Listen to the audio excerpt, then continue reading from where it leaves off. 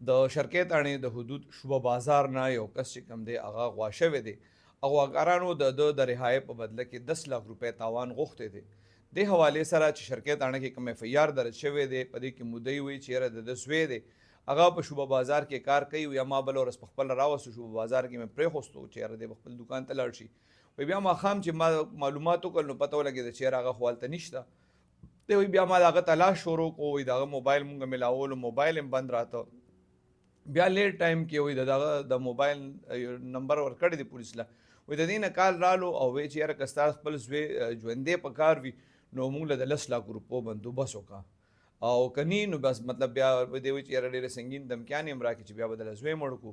بیا د شرقي تاڼې پولیس چې کوم دي هغوی د نامعلومو کسانو خلاف د اغوا برای تاوان اف ای آر درج کړی دی، او په ساینسي خطوط باندې د دغه اغواکارانو تلاش چې کوم دی هغه شروع کړی دی.